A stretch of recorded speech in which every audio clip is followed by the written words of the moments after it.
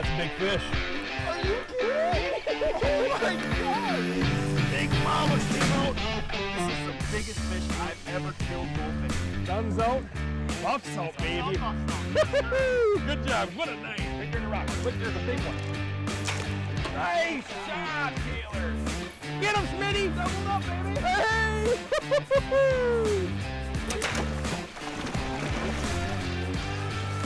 Good shot, man. There we go. We got two of them now. He's a good gator. He's a monster. That's a good gator. Wow. Love bowfish. Come here. Time for a free boat ride in the AMS boat.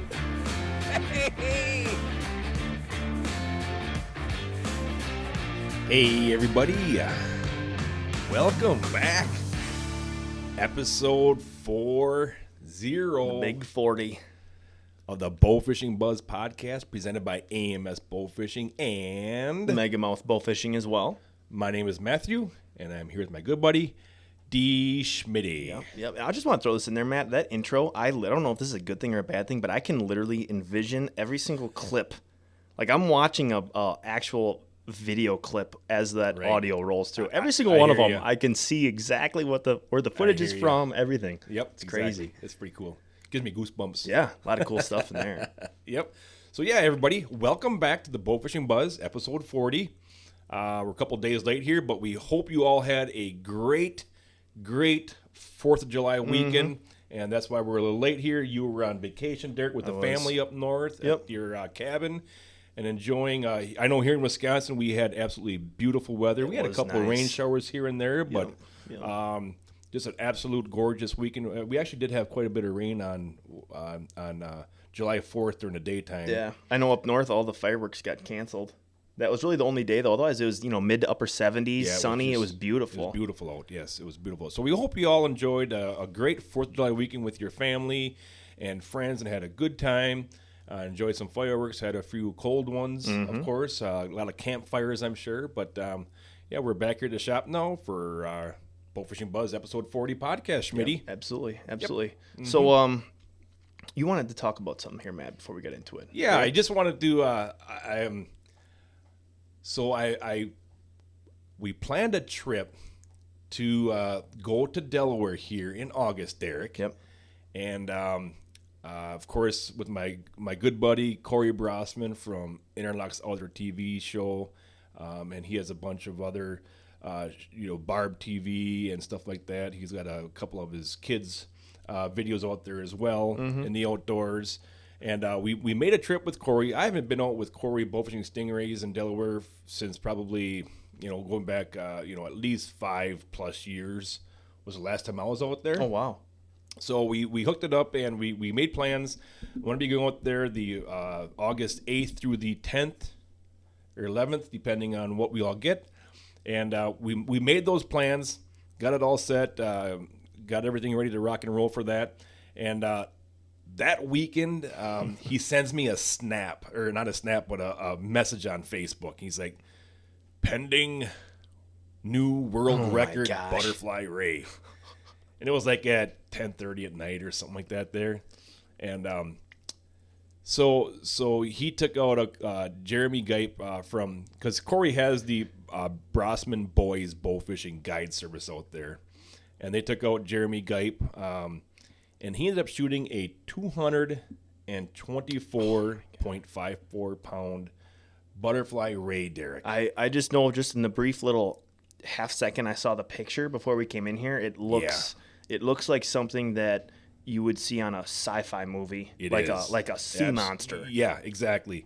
And once again, for all of you that don't know yet, we of course also have this as a video podcast. Yep. So we're going to be showing pictures of this. I'm going to try to get a hold of Corey to see if he got any video of that or anything like that we could use for this. But you can also check it out on the AMS YouTube channel as well, under the Bowfishing Buzz video podcast. Yep. So you can see all the cool stuff that we're talking about here. A lot of bowfishing action, a lot of bowfishing videos, a lot of bowfishing photos. So don't forget to check that out also for the, it's not just an audio podcast. Yeah. We take it a step above here, Schmitty. And I know I do like that video podcast. You had me, because as you know, it takes a long time to edit the video portion of the podcast, especially when we're talking about an hour and a half long podcast. Takes me all day. Yeah. And just last time before we uploaded it to Carbon TV and YouTube and whatnot, you had me just kind of scrub through on your computer your edited portion. You said, oh God, I've watched it so many times. You said, look at it. Let me know if there's anything you would change, whatever. Right. And just from a standpoint of, I was not on that trip with you that we talked about. I found myself, I'm like watching it. I'm like, oh my gosh. Like I was like watching it like a show or like a movie. Intrigued? I was. Good. It was all footage I'd never seen before. So obviously it's going to be footage that, any of our listeners, you guys have never seen before. Yeah. It really gives a cool in-depth view, and it's like a little mini episode, kind of. Not even mini. It's an hour and a half long episode. Exactly. It's like a little movie about a trip. Yep. And there's tons of awesome footage in there. Yeah. Yep. Never before seen footage. Yep. So that was pretty cool. At the Bowfishing Buzz, we take it a step up, and not just audio podcast, but awesome video podcast. Yeah. We want you guys to be right in the driver's seat with us. See exactly what we're experiencing while we're out in the field. So. Yeah. Yep. Yeah. And then also coming up here, Derek, July 22nd is the Bowfishing Association of America's World's Championship. Oh, yes, that's right. And this year it's down in Opelousas. I hope I say that right. Louisiana. They've got some amazing bowfishing down there. Lots of fish, lots and lots of water. So, I hope everybody has made their plans already to go down there. That's in 2 weeks. Absolutely. We're not going to be able to make it this year. We've just been running around so much here. So if you're going down there, safe travels to you. We hope you find lots of fish. And once the BAA World Championship is done, we'll do a little recap of that and let you know who won the the numbers and the big 20s and big fish and the weights for that. So so that's coming up here also. Yeah.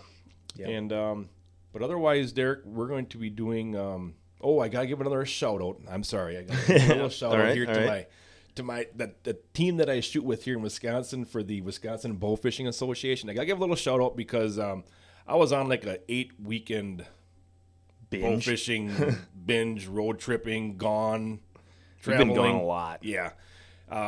So when I came back, the first weekend I was back, of course, there was a Wisconsin Bowfishing Association tournament on the Mississippi River, and I called my Jody Bagalki, my teammate. He's kind of the captain. Mm-hmm.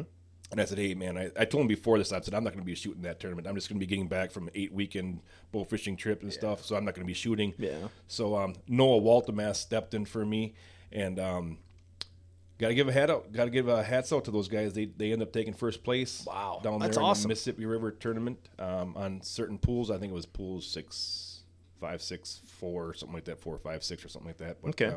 But yeah, they did a great job. Trace Bumgart, Jody Bagalki, Noah Waltemath, and I don't know who else shot. I don't know who it was. I don't know if it was Slimer or Slimer's dad. But yeah, hats off to those guys for taking first place. Nice shooting, guys. You bet. Mm-hmm. That's awesome. Awesome. So what do we have in store for this week's episode? All right, so for episode 40, Matt, we got a little bit of it's not your traditional podcast. It's going to be kind of a 2-part podcast. And I'm telling you folks right now, I have no idea what's going on because this morning Derek came into my office and says, hey, Matt, we got to do a podcast today. I'm like, okay, you figure it out.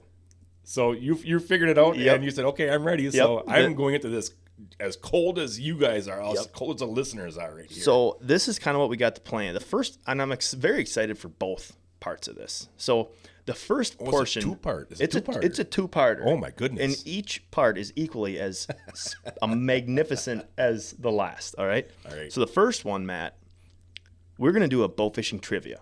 We did a little bit of fact or fiction on a previous episode, and I very much enjoyed that. Okay. I know that was one of our more viewed podcasts. I had a couple buddies of mine that listened to the podcast and they're like, "Hey, man, those are interesting." Cool. Those are cool questions. Fact or fiction, true or false, whatever, bowfishing stuff. So the first portion of the podcast, Matt, what I am going to do, I have 10 questions that I'm going to ask you, 10 of them. Okay. Now, I would encourage the listeners at home, play along. See how many you guys get right. Yeah. Let us know how many of these you get right. Now, there's a couple of them on here that you guys at home, 2 of them in specific, that you guys probably won't be able to answer because they're a little they're a little bit too specific for listeners to get. But everything else should be very, just bow fishing knowledge, fish knowledge, all kinds of stuff like that. Yep. So we're going to do the little trivia game here. All right. Which I have the list right here, and I will just be asking Matt all 10 of those questions. He won't be asking me questions. It'll simply be me asking Matt, seeing how he does here. Mm-hmm.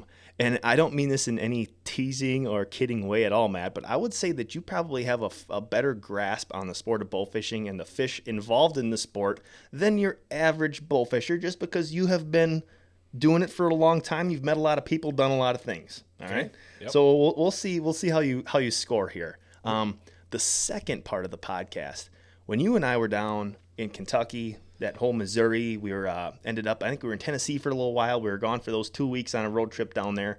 That was in May, wasn't it? Was that in May? I'm trying to think, was it? I think it was May. Late April into May? Might have been late April. Oh my gosh, it was late April into May. 2 months ago already. Yep. That's crazy. Yeah, I remember that trip. Yep. We filmed just a little segment on the boat one day. Oh, that's right. In Kentucky. Yes. And you guys have learned all about AMS as a company, where it started from. We had Cindy on the podcast. Cindy talked about the upbringing of the company, how she was involved with it, her family aspect of everything, and those were all really cool.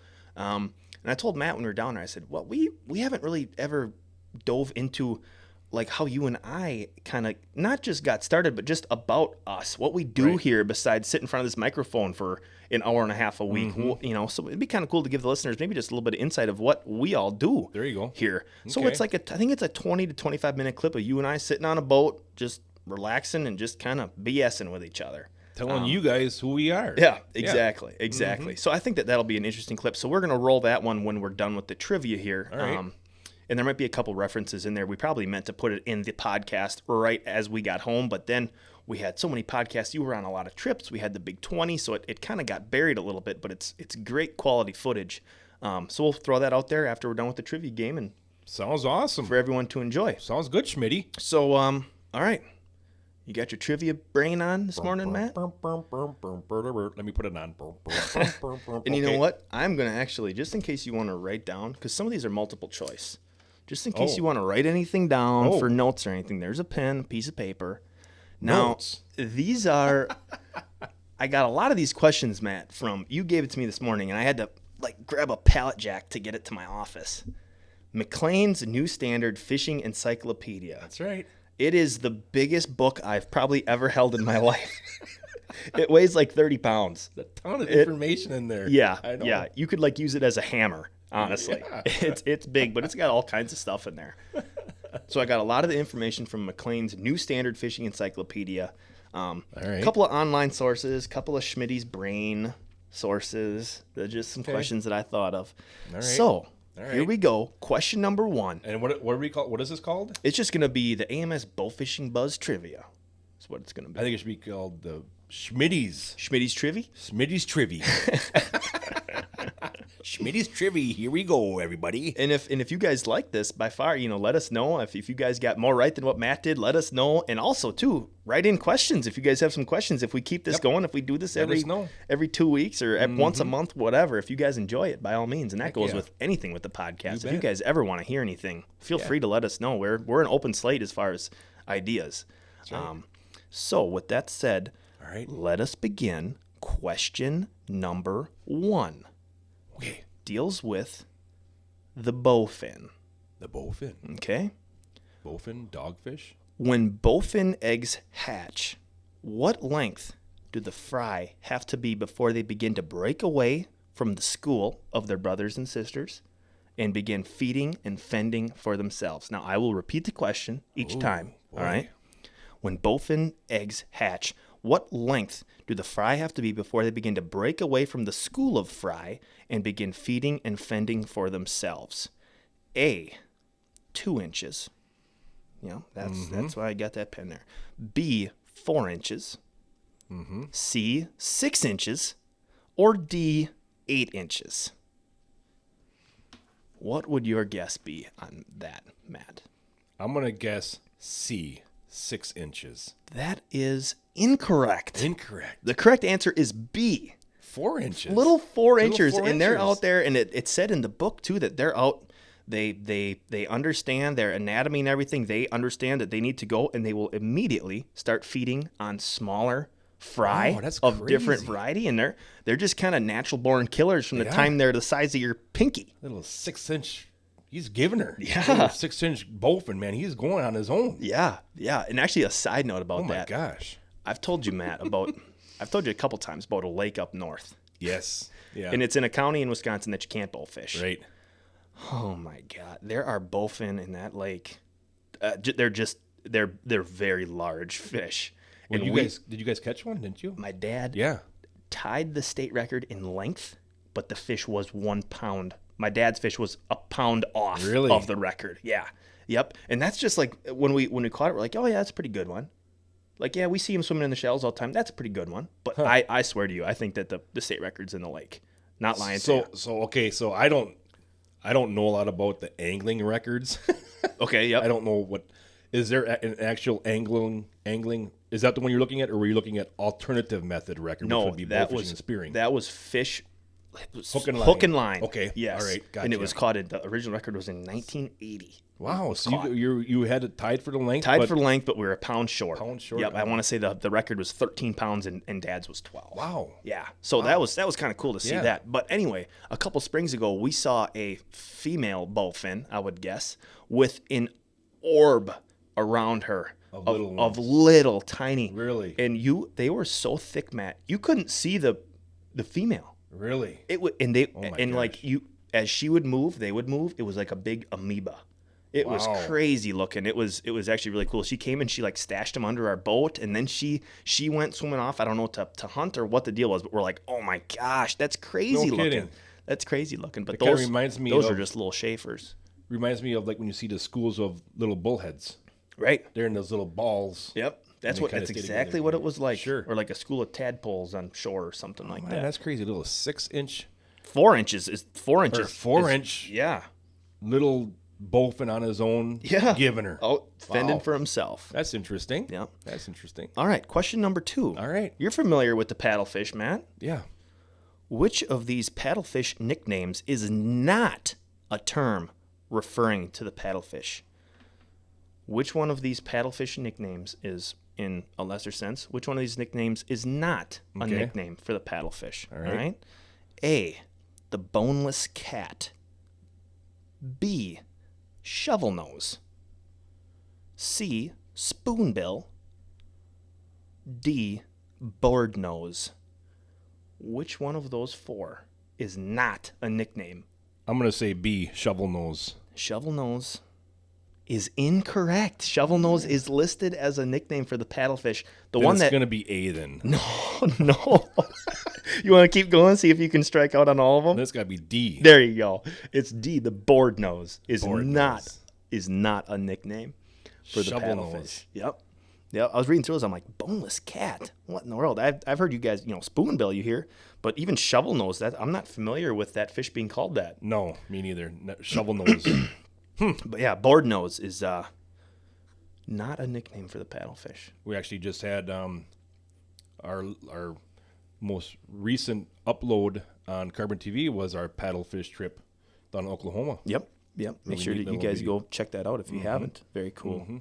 Boy, I'm doing great. All right, question number 3. Now I'm just gonna throw this out there. Very surprised about this one. All right. Mm-hmm. We're gonna be talking about quillback. You're familiar with the old quillies, I always call them river darts. river darts. That's a very appropriate name for them.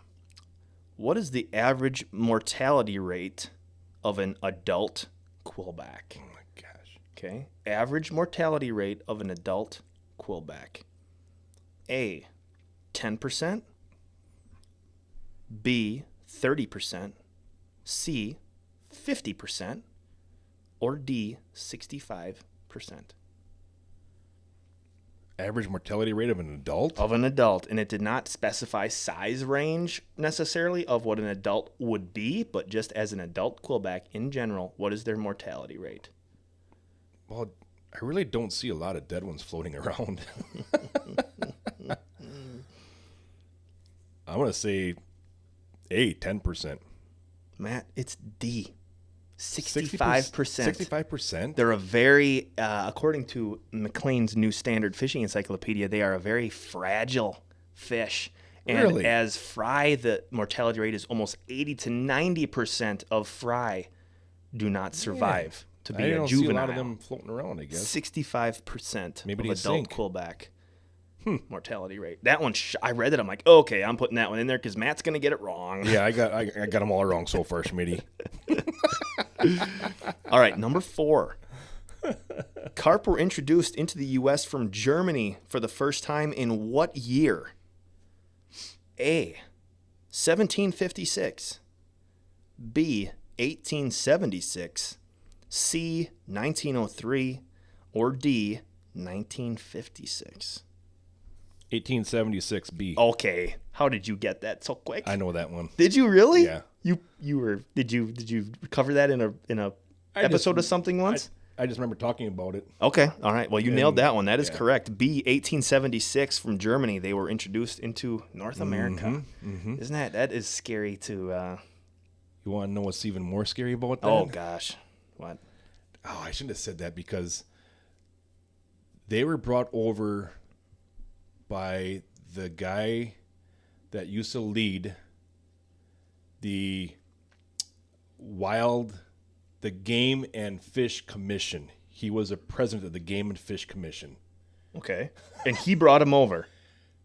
He was getting a lot of phone calls from people wanting these fish for their ponds. Yep, and that's what it stated as well. Yep, aquatic wild vegetation. Yep. Like to keep that down. And they wanted them in their ponds, so he was getting a lot of phone calls, a lot of mailings on this. And actually, the guy that runs the Game and Fish, the whole Game and Fish Commission back in 1876, actually was allowed those to come over here.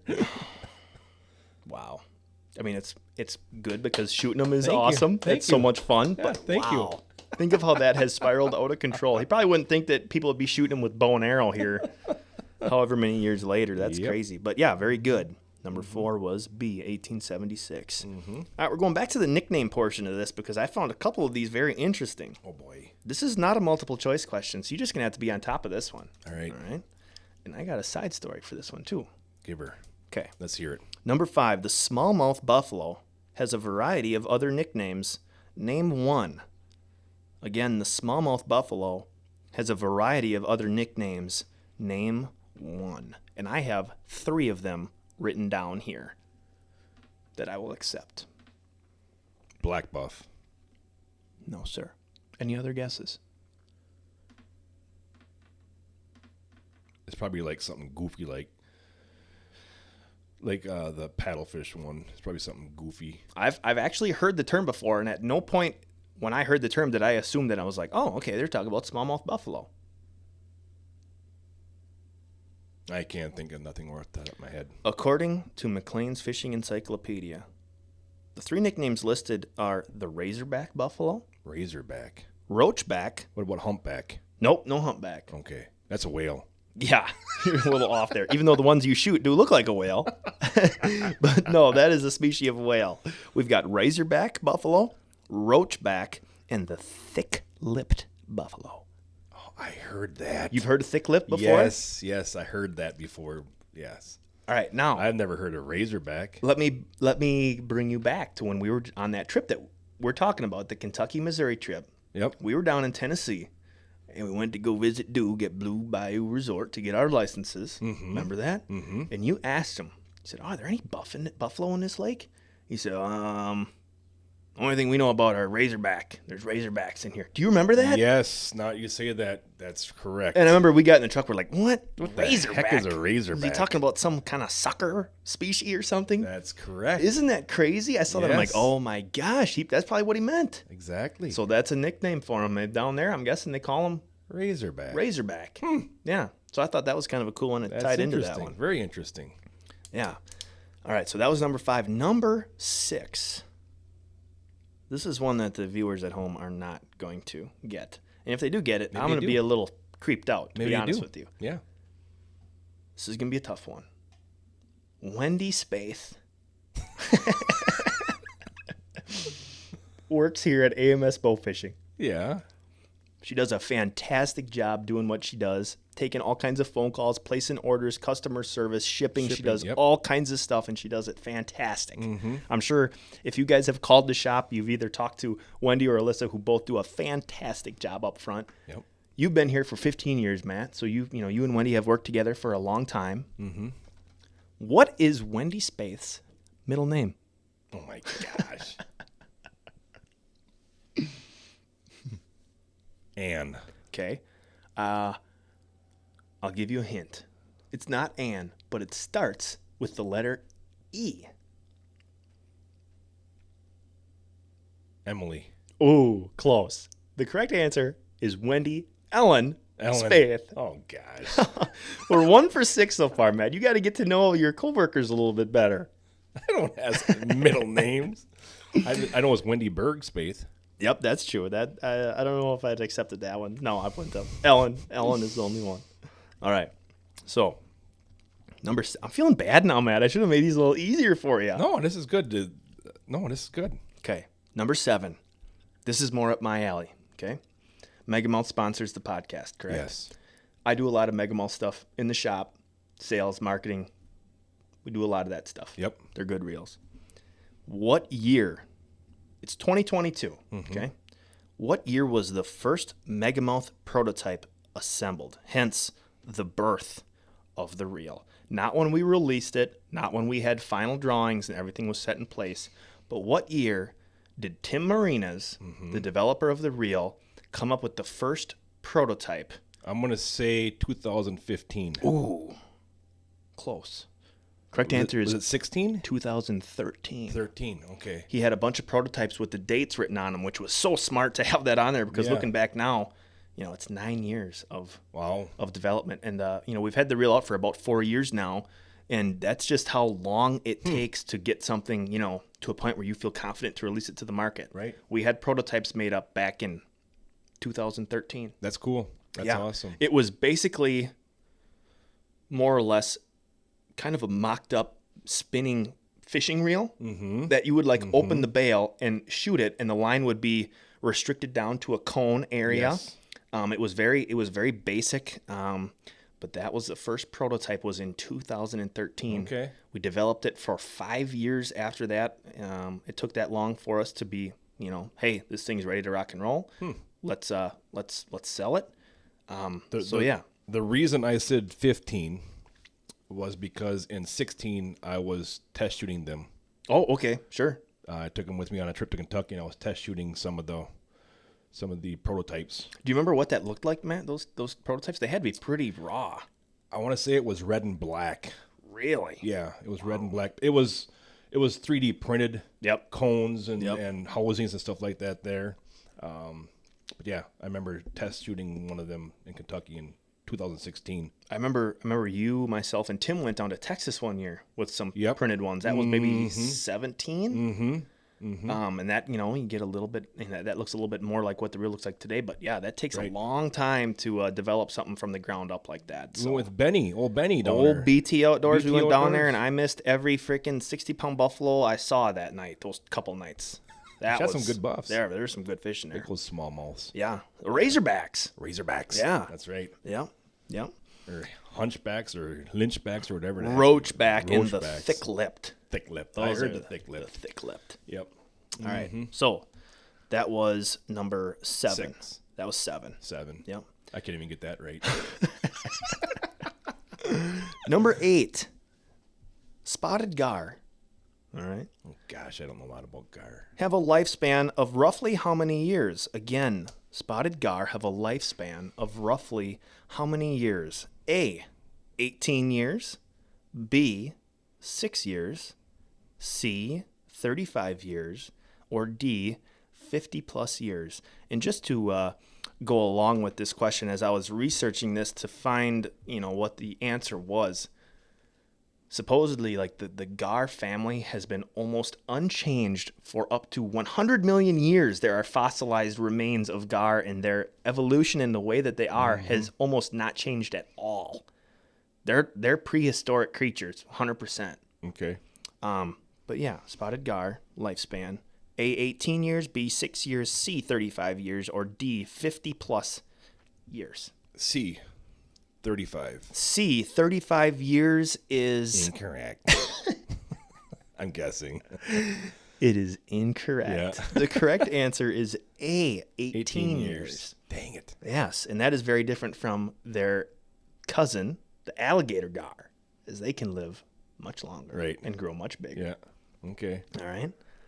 Chin up, Matt. We still got this. All right. Number 9. Again, not necessarily a viewer question, but I think Matt should know it. Oh, another middle initial? No more middle initials. Nope. We're going birthdays.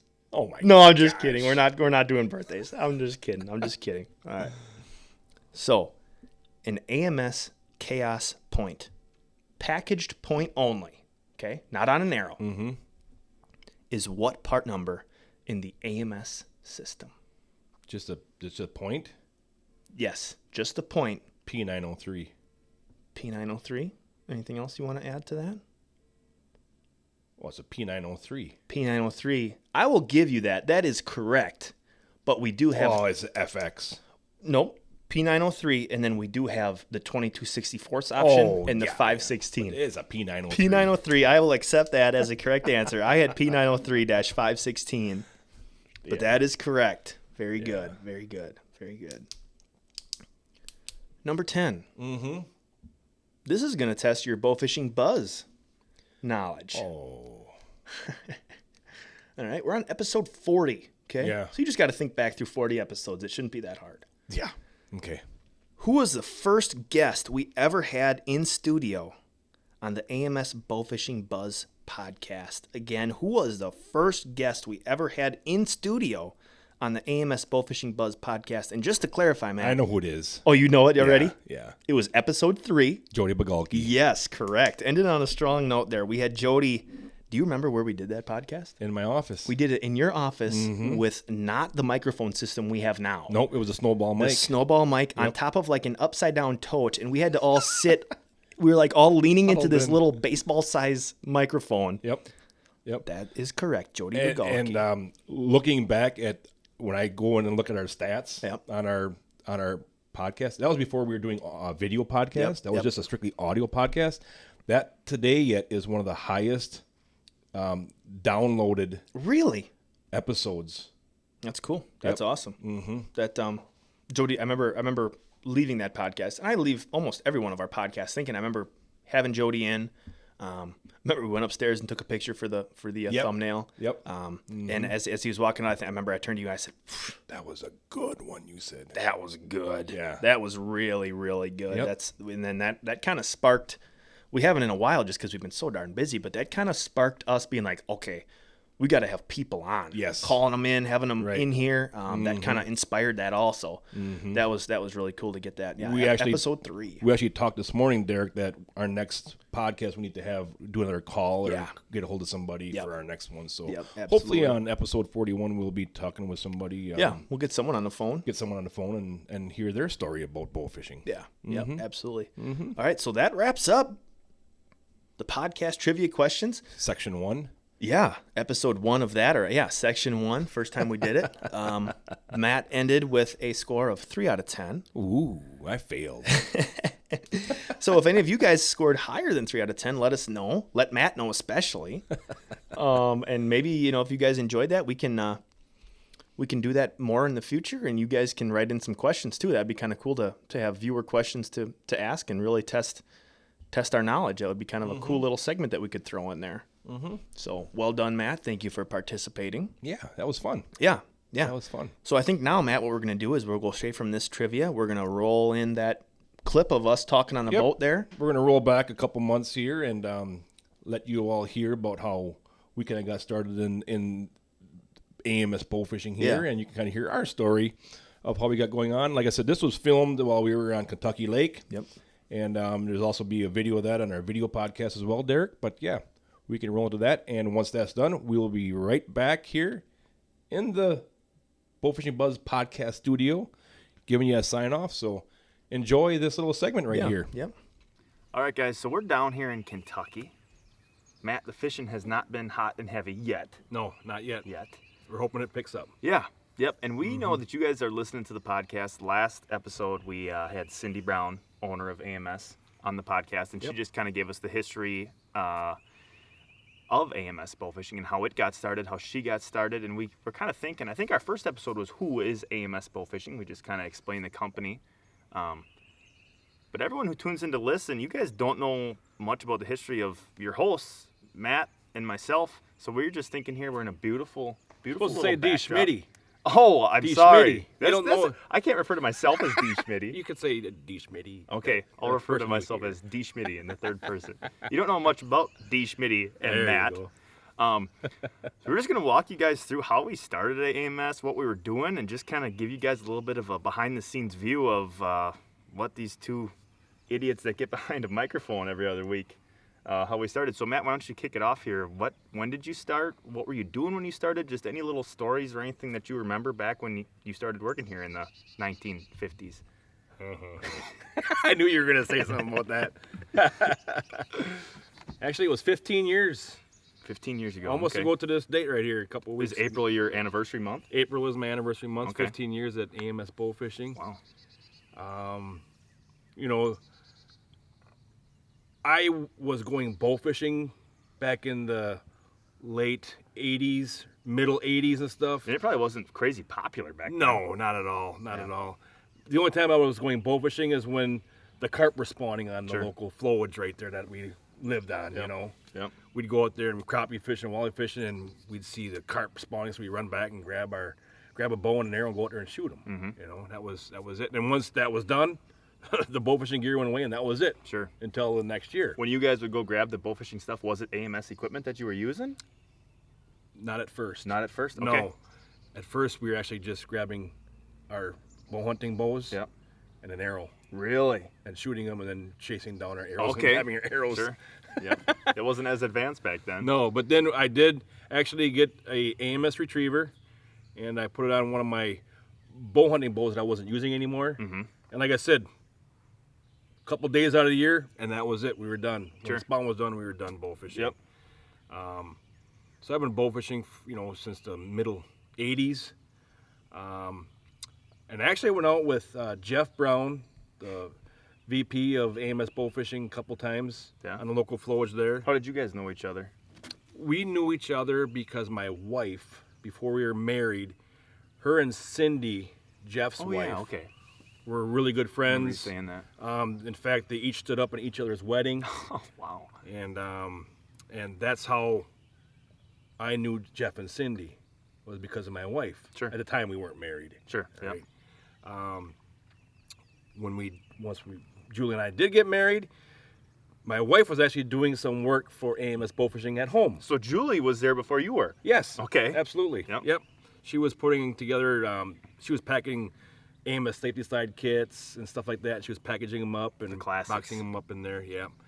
And one day she came home and she was like, "Man," she says, they're really busy. You know, they could actually use some help. She said, "They're really busy. They're looking at hiring some people." And I'm like, ding, ding. I was like, dude, I should apply for that, because at that time I was in sales. I was working car sales and long hours, weekends. I was driving 45 minutes one way. Oh, really? Yeah, getting home late at night. I loved it. I had a good time doing that. Sure. But when an opportunity comes up to be in the outdoor industry, in the outdoors, which I loved way before I started working at AMS Bowfishing. I loved the outdoors, rabbit hunting, deer hunting, pheasant hunting, grouse hunting, fishing. Oh, and that's funny because I think on our way up here I asked you, you wanted to be a game warden. That's what I went to school for, yeah. Okay, so that desire's always been there to be in the outdoors. Absolutely. So when the opportunity came, I went, over there and filled out an application, and they called me back in a week and said, "We'd like to interview you and stuff." And like I said, I had known them a little bit. I went bowfishing with them and stuff like that there, and went in for my interview, and they're like, "Yeah, we'd like to hire you." So I gave a 2-week notice at car sales, and the rest is history. I've been at AMS ever since. Really? Yeah. So when you first started at AMS, what were you doing? What was your daily routine when you'd go into work? Was it like production, working, building stuff? A lot of production work. and I was doing a lot of testing. Okay. I'm not kidding you. Back in the day, we were testing the AMS safety slides, the materials on them, and I had to take an old 75-pound draw weight Martin. I think it was like a Martin Lynx. 75 pounds. Wow. And I had to go back and shoot that thing for hours and test the slides to see if they would break and how they were holding up. And I had to mark down how many shots. And each slide has a cavity that they come out of, so I had to mark like cavity A, how many shots, cavity B. And I would do that for hours on end, just drawing that big old bow back and shooting it and seeing what they could take before they would break, you know. And I don't remember breaking any. But that was one of the things I did, a lot of testing. And then I was also the videographer back then. Sydney and Jeff were going on trips, and I would go and film them and take pictures. Sure.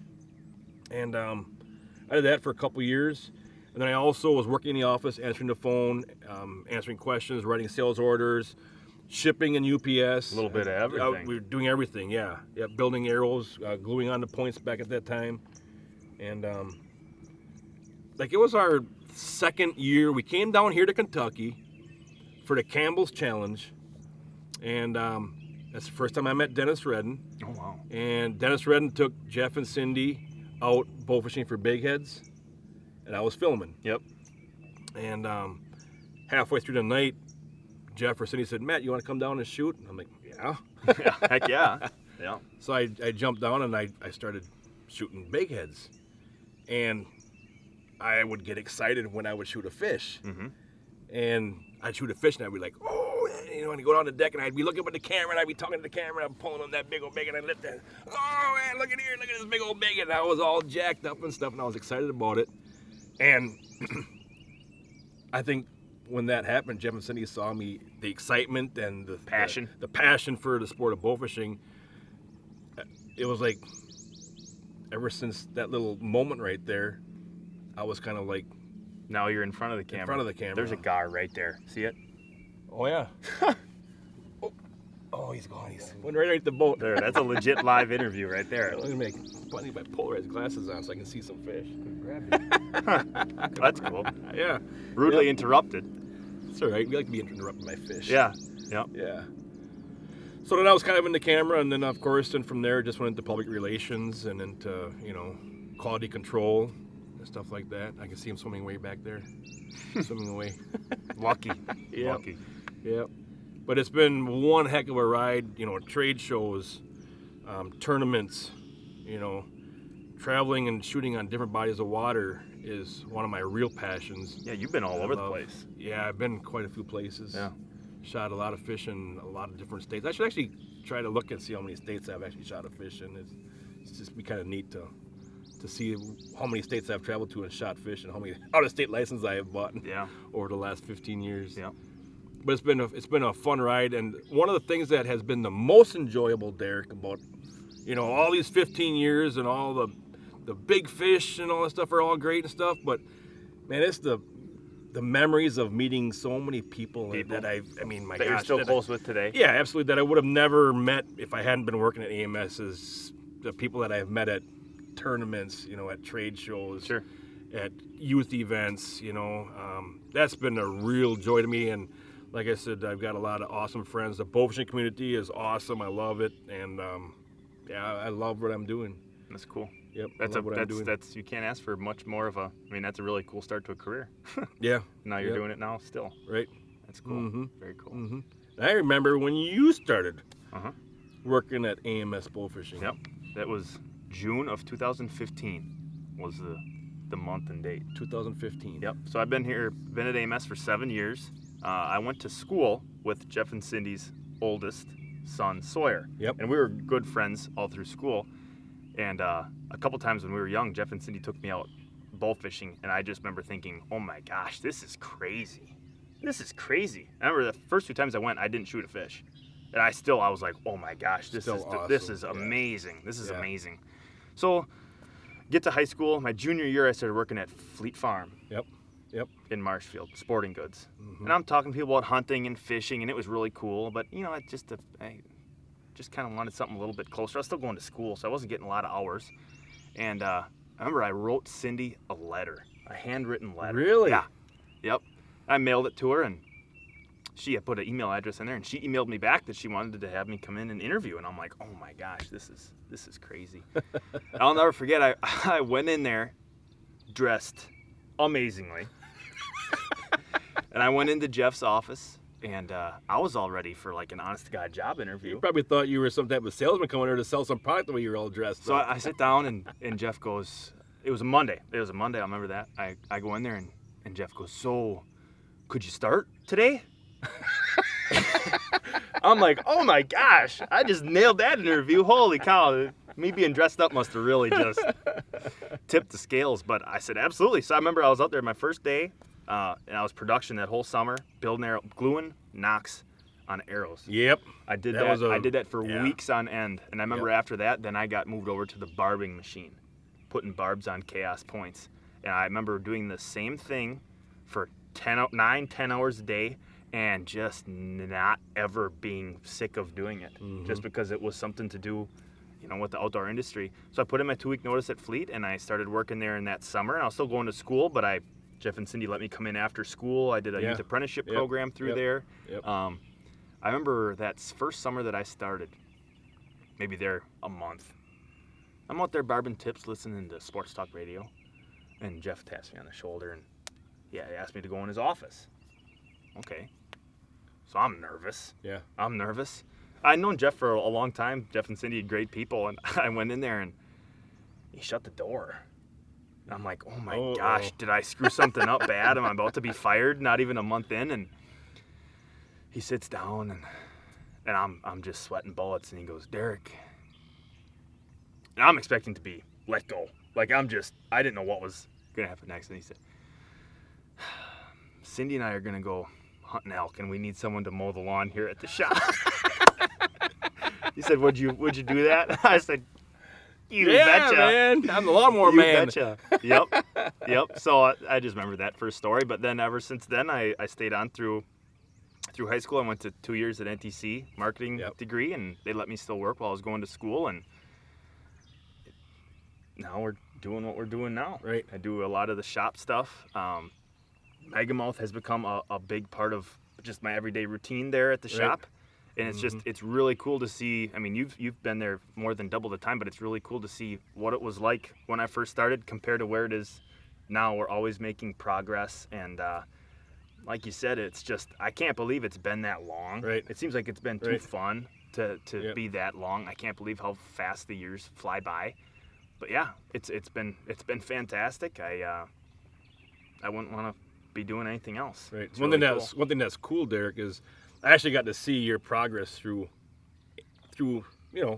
shop and how everything works. Yep. I got to see your progress in there, from you coming in there after school and working for a couple hours, and then, then going to school and then keep working there, and then coming on full time on there. Yep. And you kind of coming through the ranks. I remember you just strictly working production and that's all, building reels and building arrows and this stuff, and then slowly working your way up, and now to where now you're actually assigning people jobs out there in production. Yep. You're going out there in production as well, but you're handling a lot of that type of stuff out there in the shop, and you're doing a lot of manufacturing orders out there, and you're closing them at the end of the days and stuff like that as well. Yep. And checking sales orders to make sure that we have enough product on the shelves so that the shipping can ship that stuff all out. So it's been kind of cool to see how you've come up and through and worked your way, through the deal. And one of the things that's always I thought was great about you is your personality. You're good with people. You got good people skills. To where you can tell people what to do and they'll listen to you. Mm-hmm. You're always in a good mood. You never come in grumpy or mad. You don't talk to people. You're always in a good mood. So it's kind of been fun to see your growth. Yeah. Through the AMS shop there from when you first started working there to where you are now. Yeah. I mean, and now look at where you are. You're out here at Kentucky Lake on a trip. Beautiful. Yeah. And actually from here we have to go to. We're going to be here for 5-6 days, whatever it is, and then from here we have to go down to Springfield, Missouri for the Bass Pro U.S. Open. Yep. And we'll bounce around from here on our way over there too. Yep. But yeah, I think just you said it with all the people you get to meet. The best part of the job is, in my opinion, is the people. Yeah. I love everyone back at the shop. It's really cool going somewhere every day where you're looking forward to going to work. Right. That's kind of cool. Yep. But I don't know. I think that's a pretty good little deal on just giving everyone a little bit of a behind-the-scenes look on. Right. And then, like I said, we started the podcast 4 years ago now, is it? God, Yes, I 4 can't years believe ago. that. We started the podcast, and it's just something that we've done just because there was nothing out there. There was one podcast out there on bowfishing and stuff like that there, but we wanted to join that podcast group because podcasting is a kind of a large growing deal out there where people are listening to a lot of podcasts, and we're like, well, we can kind of add to this community with the bowfishing buzz. So we thought let's put one together, and it's been a lot of fun. It has, absolutely. A lot of cool people we've had on the podcast. Yeah, yep. And I'm really looking forward to what it holds down the future as far as how the podcast goes and the people that we get to talk to on there as well. So it's been a fun journey. Yeah. No doubt about that. It's been fun talking to the people out there, and I hope they enjoy the podcast. Yep. We're always on the water trying to do something fun. We're always trying to create things. In fact, I've got an idea that I want to do, but we just need the fish to cooperate. That's our next order here is find some fish. Yeah. So We've got some warmer weather rolling in, but that's kind of how we started AMS, and we just thought it'd be interesting for you, the listeners, to kind of hear of where your DJs. Yeah. Is that what you call us, a DJ? DJs, I guess. Would that be like a DJ? Hosts, DJs, yeah. The people that you listen to. Yeah. Yeah. Yeah. So we got started in the sport of bowfishing. Mm-hmm. Yeah. And hopefully we have a lot of it in our future, too. Absolutely. So, that was just kind of we just kind of thought of the idea while we're floating around out here. So hopefully you guys took a little bit away from it. And I guess from here then, when you listen to this audio and video, we'll get back to our normally scheduled Bowfishing Buzz podcast. Hopefully we have some fish to show them also. I hope that is also included, yes. Yeah. Yep. We actually started way back there by them trees, and we drifted. We're drifting. Yep. We're way back over there by them trees. We must have been talking for a long time. Yeah, you like to talk a lot. Oh, coming from you. Yeah, okay. Yep. So that's it from the Bowfishing Buzz. Yep. D. Schmitty and myself, Matt. All right. Let's get back. Let's go try to find some fish now. All right, let's go. Okay? Yeah. Hey, everybody. Welcome back live right now here in the Bowfishing Buzz podcast. Yep. And we hope you enjoyed that little clip there. It's kind of interesting to hear that. It was too good not to use. Going. Yeah, so we hope you enjoyed that little segment right there. But what do we got, Schmitty, for this week's little product highlight? What do we got here, Schmitty? So product highlight, we always are highlighting, obviously, products that we sell here at AMS, and that is a very fun thing to do. We like to try to tie them into, our last podcast, we were talking about that big head that you shot down there, down in Kentucky, and now it's kind of like we have a product that is a little bit, we don't necessarily sell them here at AMS, but at the same time, it is a very important asset to what we do here as far as letting us go on trips and whatnot. So we would just like to, and you can dive deeper in depth, Matt, but the boat that we have, we don't have it, we don't sell it. It's not necessarily a product, I know, but we're just going to highlight as far as the boat, how it was built. So why don't you take that away, Matt? Yep. The boat that we have here at AMS now, we used to have 3 boats at one time. We had an old F&F, which was awesome. It did great for a couple of years. A lot of trips in that boat. A lot of trips in that boat. We had the Oquaka, which was made in down in the middle part of, or the middle east part or west part of Illinois, on the Mississippi River. Oquaka, big boat, big, strong, heavy boat, more of a big lake boat. Yeah. And the last boat build that we had here was a John's Custom Bowfishing Boats, made right here in central Wisconsin by John Hubel. Yeah. And can't say John used to work at the Ford dealership here in central Wisconsin, and he started to build boats on the side. What a thing to build on the side, big bowfishing boats. and in his garage there, and so he started building them, and then people would say, "Hey, can you build me a boat, John? Can you build me a boat?" And now he eventually had to quit his job at V&H Ford because he was just so busy. Yep. And that's what John does. He builds John's Custom Bowfishing Boats, however you want them made. Kicker rigs, fans, globes, airboats, troller boats, 16-foot, 18-foot, 26-foot, 24-foot, 72 wide, whatever you want. Yeah. Yep. he will do it. He can build up just a hull and you finished it. He can do it from start to turnkey, however you want it done. But yeah, I mean, John is a great guy. I take him on some of my bowfishing trips. I love to have him along in the boat because he's just so handy. He can fix anything, you know. Great guy. Great guy. And he's really busy. He does a lot of awesome stuff with the bowfishing boats. So, yeah, I mean, we need to have our boat with us. You know, it travels a lot. It's on the water a lot. Yep. And it has handled everything awesome, you know. John does a great job. So I guess that's our product highlight this week is John's Custom Bowfishing Boats right up here in central Wisconsin. Yeah. And you said he's got a Facebook page, Matt, if people are interested in contacting that's him? how you can get a hold. You can either call us here at the AMS shop and we can get you that information. Otherwise, you can go to John's Custom Bowfishing Boats on Facebook and you can give him a message that way. Yeah. Mm-hmm. And just a little side note about John, too. It seems like it's once a month. All of a sudden, John will show up here at the shop. Oh, yeah.